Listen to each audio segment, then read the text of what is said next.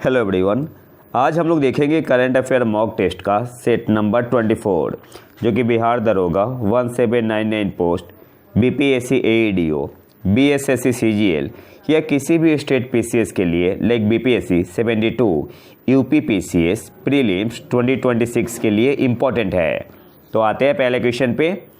राष्ट्रीय quantum mission के तहत किस संस्थान ने भारत का पहला क्वांटम डायमंड माइक्रोस्कोप विकसित किया है? मैं यहाँ पे ऑप्शन नहीं पढ़ूंगा, सीधे आंसर बताते हुए चलूँगा। तो ऑप्शन बी आपका यहाँ पे सही आंसर होगा, आईआईटी बॉम्बे ने। राष्ट्रीय क्वांटम मिशन के तहत किस संस्थान ने भारत का पहला क्वांटम डायमंड माइक्रोस्कोप विकसित किया है? तो किसने डेवलप किया है? आईआईटी बॉम्बे ने। ऑप्शन बी आपका यहाँ पे सही आंसर होगा। अब यहाँ से कुछ इंपॉर्टेंट पॉइंट देख लेते हैं। आईआईटी बॉम्बे का आपका एक ग्रुप है पी क्वेस्ट ग्रुप, और इसे लीड कौन करता है? तो इसे लीड करते हैं प्रोफेसर कस्तूरी साहा।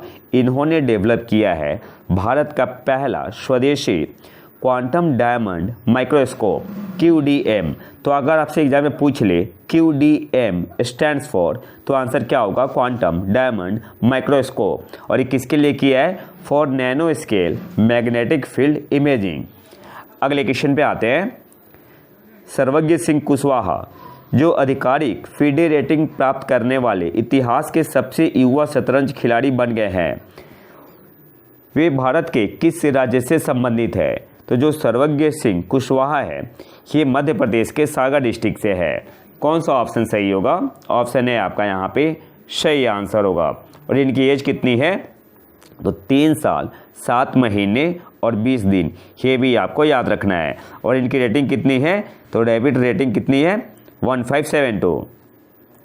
अगले क्वेश्चन पे आते हैं।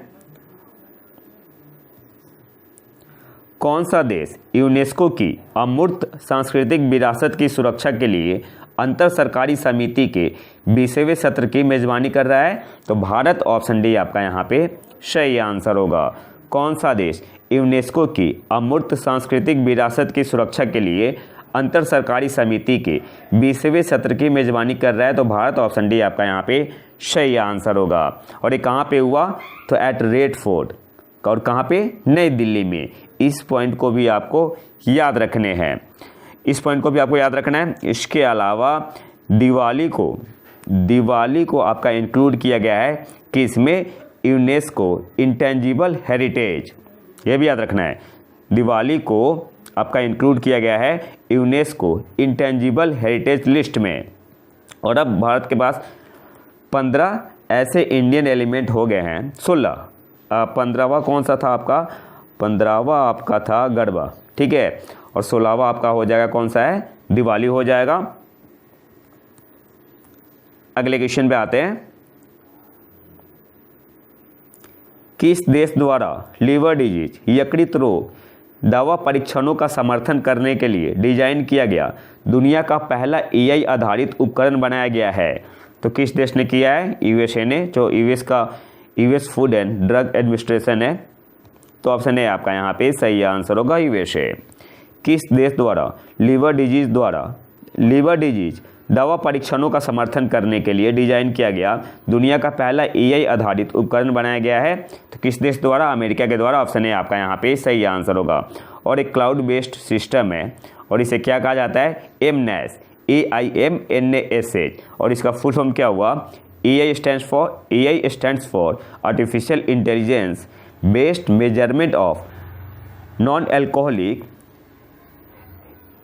हेपेटाइटिस। तो एमनेस का मतलब क्या हुआ? Artificial intelligence based measurement of non alcoholic hepatitis. अगले क्वेश्चन पे आते हैं। किस संगठन ने कृषि में डीप टेक क्रांति को आकार देना shaping the deep tech revolution in agriculture report जारी की? तो वर्ल्ड इकोनॉमिक फोरम ने। ऑप्शन बी आपका यहाँ पे सही आंसर होगा। हिंदी में क्या बोलते हैं? विश्व आर्थिक मंच। किस संगठन ने shaping the deep tech revolution in agriculture report जारी की? तो विश्व आर्थिक मंच। ऑप्शन बी आपका यहाँ पे सही आंसर होगा। यहाँ से आपको एक और पॉइंट याद रखना है। ये जो आपका रिपोर्ट है इसका नाम है shaping the deep tech revolution in agriculture. यह रिपोर्ट वर्ल्ड इकोनॉमिक फोरम की artificial intelligence for agriculture initiative AI for AI के तहत लॉन्च की गई थी। और इसे लॉन्च कब किया गया था? EI for AI को 2021 में स्थापित किया गया था। और FAO के अनुसार यानी खाद्य एवं कृषि संगठन के अनुसार ग्रह की बढ़ती जनसंख्या को बनाए रखने के लिए 2050 तक वैश्विक खाद्य उत्पादन में 70% की वृद्धि होनी चाहिए, FAO ने बताया है। अगले क्वेश्चन पे आते हैं। 2025 के लिए टाइम मैगजीन के CEO ऑफ द ईयर के रूप में किसे सम्मानित किया गया है? तो नील मोहन इनका नाम है। ऑप्शन सी आपका यहाँ पे सही आंसर होगा। और यूट्यूब के CEO कब बने थे? ये 2023 में बने थे। अगले क्वेश्चन पे आते हैं। वियतनामी समूह विन ग्रुप किस राज्य में कई उच्च प्रभाव वाले क्षेत्रों में $3 बिलियन का निवेश करेगा, जिससे राज्य की दीर्घकालिक विकास दृष्टि मजबूत होगी? तो तेलंगाना में कर रहा है विन ग्रुप। ऑप्शन ए आपका यहाँ पे सही आंसर होगा। और ये कौन कौन से सेक्टर में करेगा? तो sectors like smart urban development, electric mobility solution, health care, education, tourism and renewable energy. अभी हाल ही में 2 दिन का तेलंगाना राइजिंग 2047 ग्लोबल समिट हुआ था तेलंगाना में। तो वहाँ पे आपका ये जो वियतनामी ग्रुप है, वियतनामी समूह विन ग्रुप, इन्होंने घोषणा की। अगले क्वेश्चन पे आते हैं। कौन सा राज्य मतदाता सूची का 100% डिजिटलीकरण हासिल करने वाला देश का पहला राज्य बन गया है? तो राजस्थान अंडर SIR। तो ऑप्शन डी आपका यहाँ पे सही आंसर होगा। अगले क्वेश्चन पे आते हैं। 2025 के विकास प्रतिबद्धता सूचकांक कमिटमेंट टू डेवलपमेंट इंडेक्स में भारत की रैंक क्या है? तो भारत 36 रैंक पे है। भारत की रैंक है 36। कौन सा ऑप्शन सही होगा? ऑप्शन बी आपका यहाँ पे सही आंसर होगा। अब यहाँ से इंपॉर्टेंट पॉइंट देख लेते हैं। सबसे पहले इस इंडेक्स को पब्लिश किसके द्वारा किया गया? तो सेंटर फॉर ग्लोबल डेवलपमेंट, जो कि बेस्ड है इन वाशिंगटन DC एंड लंदन। ये भी इंपॉर्टेंट पॉइंट है, ये भी आपसे पूछ सकता है। टॉप पे कौन है? तो ये आपका 8 कैटेगरी होता है। Finance, migration, environment, security, investment, trade, health, technology. तो हमें ओवरऑल लिखना है। तो ओवरऑल अगर बात करें ओवरऑल, तो स्वीडन आपका टॉप पे है और फाइनेंस में सेकंड पे है। खैर ज़्यादा इंपॉर्टेंट है नहीं, ओवरऑल केवल देखेंगे हम लोग। तो स्वीडन आपका पहले स्थान पे है, दूसरे पे है जर्मनी है, तीसरे पे नॉर्वे है, चौथे पे है फिनलैंड। और भारत की रैंक है 36, USA 28, चाइना 34। अगर भारत की बात करें तो ओवरऑल रैंक भारत की 36 है, फाइनेंस में 38, इन्वेस्टमेंट में 31, माइग्रेशन में 36, ट्रेड में 30, इन्वायरमेंट में 8, हेल्थ में 26, सिक्योरिटी में 31, टेक्नोलॉजी में 31 और इनकम एडजस्टेड रैंक में 29। तो सबसे अच्छा किस में? आपका इन्वायरमेंट में भारत 8वें पोजीशन पे है। ये याद रखना, ये पूछ सकता है। अगले क्वेश्चन पे आते हैं। किस शहर को भारत का पहला एकीकृत वित्तीय शहर घोषित किया गया है? तो अमरावती को। ऑप्शन ए आपका यहाँ पे सही आंसर होगा। किस शहर को भारत का पहला एकीकृत वित्तीय शहर घोषित किया गया है? अमरावती। अगले क्वेश्चन पे आते हैं। किस राज्य सरकार ने ग्रामीण और दूर दराज के युवा फुटबॉल खिलाड़ियों को प्रशिक्षित करने के लिए महादेव फुटबॉल पहल या प्रोजेक्ट महादेवा शुरू की है? तो महाराष्ट्र की सरकार ने। ऑप्शन सी आपका यहाँ पे सही आंसर होगा। और इस प्रोग्राम में टारगेट क्या है? तो इस प्रोग्राम में टारगेट है at under 13 boys and girls in a bid to develop future stars through a structured long term pathway. तो इसमें अंडर 13 जो लड़के और लड़कियां हैं उनको सेलेक्ट किया जाएगा, टारगेट किया जाएगा और उनको आपका स्कॉलरशिप भी दिया जाएगा। फ्रॉम दिस सर्च 30 बॉयज मतलब 30 लड़के और 30 लड़कियों को सिलेक्ट किया जाएगा, सिलेक्ट किए गए थे। और they will receive A 5-year full scholarship covering professional coaching, academic support, equipment, nutrition and mental conditioning. तो जो आपका प्रोजेक्ट महादेवा है महाराष्ट्र की सरकार ने इसे शुरू किया है अंडर 13 बॉयज एंड गर्ल्स, जिसमें से 30 लड़के और 30 लड़कियों को सिलेक्ट किया गया है और इन्हें 5 साल का स्कॉलरशिप दिया जाएगा, जो कि कवर करता है आपका professional coaching, academic support, equipment, nutrition and mental conditioning. अगले क्वेश्चन पे आते हैं।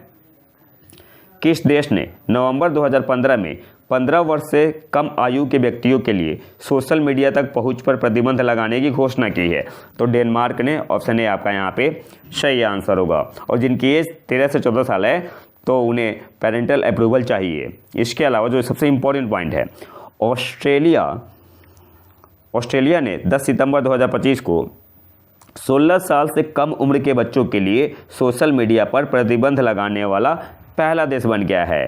कितने साल से कम उम्र के बच्चों के लिए? 16 साल से कम उम्र के बच्चों के लिए, और ये पहला देश बना है। इससे टिकटॉक, अल्फ़ाबेट के यूट्यूब और मेटा के इंस्टाग्राम और फेसबुक सहित प्लेटफॉर्मों तक पहुंच अवरुद्ध हो गई है। अगले क्वेश्चन पे आते हैं। दिसंबर 2025 में पाकिस्तान के पहले रक्षा बलों के प्रमुख के रूप में किसे नियुक्त किया गया है? तो आसिम मुनीर। ऑप्शन बी आपका यहाँ पे सही आंसर होगा, आसिफ मुनीर।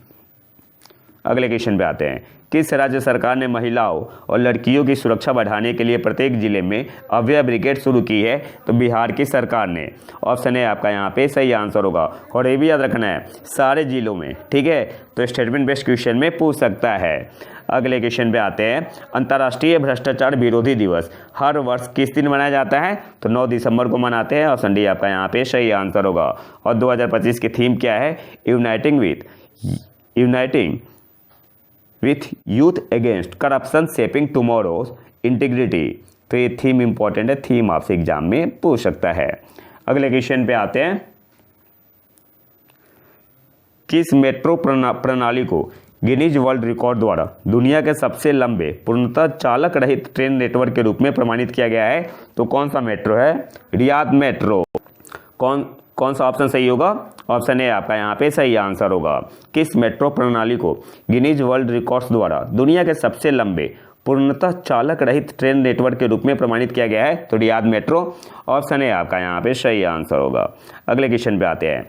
भारत और किस देश ने टिकाऊ कृषि प्रौद्योगिकियों को बढ़ावा देने के लिए संयुक्त रूप से नया कृषि उद्यम सेमियो4 लिमिटेड लॉन्च किया है? तो किसने लॉन्च किया है सेमियो4 लिमिटेड? भारत और इजराइल ने मिलकर। ऑप्शन बी आपका यहाँ पे सही आंसर होगा। भारत की तरफ से कौन सी कंपनी है? ATGC बायोटेक प्राइवेट लिमिटेड, और दूसरी तरफ इजराइल की तरफ से है लग्जमबर्ग इंडस्ट्रीज लिमिटेड। और ये 50-50 इंडो इजरायली पार्टनरशिप है। ये भी याद रखना है, पूछ सकता है 70-30 दे सकता है, 20-80 दे सकता है, 50-50 दे सकता है, तो स्टेटमेंट बेस्ड क्वेश्चन में पूछ सकता है। अगले क्वेश्चन पे आते हैं। किस शहर के पारंपरिक जरी पोशाक को नवंबर 2025 में भौगोलिक संकेत मान्यता प्राप्त हुई है? तो ये जो आपका जरी पोशाक है मथुरा का है। ऑप्शन सी आपका यहाँ पे सही आंसर होगा। बाकी डिटेल यहाँ पे गिवन है, या PDF मैंने डाल दिया टेलीग्राम चैनल पे, आप वहाँ पर डिटेल में देख सकते हैं। अगले क्वेश्चन पे आते हैं। हाल ही में जल लेट्यूस संक्रमण के कारण चर्चा में रही सुचितलान झील किस देश में स्थित है? तो सिंपली आपसे यही पूछ रहा है कि जो लेक सुचितलान है ये कौन से देश में स्थित है? अल सल्वाडोर में। और जल लेट्यूस क्या होता है? ये जो चलगुम्भी होता है, बस उसी के जैसा होता है। तो ऑप्शन बी आपका यहाँ पे सही आंसर होगा। और ये जो आपका लेक सुचितलान है, ये आपका अल सल्वाडोर का की सोर्स है। किसका? तो हाइड्रो पावर जनरेशन का। ऑप्शन बी आपका यहाँ पे सही आंसर होगा। अगले क्वेश्चन पे आते हैं। किन 2 संगठनों ने संयुक्त रूप से universal health coverage global monitoring report 2025 जारी की? तो विश्व स्वास्थ्य संगठन और वर्ल्ड बैंक ग्रुप ने। तो कौन सा ऑप्शन सही होगा? ऑप्शन सी आपका यहाँ पे सही आंसर होगा। तो ये तो था हमारा आज का लेक्चर। अगर आपको इसका PDF चाहिए तो आप हमारे टेलीग्राम चैनल प्रतीक IQ करंट अफेयर को ज्वाइन कर सकते हैं। और अगर वीडियो पसंद आए तो लाइक करें और चैनल को सब्सक्राइब जरूर कर ले। मिलते हैं नए वीडियो में नए टॉपिक के साथ, तब तक के लिए नमस्कार, जय हिंद।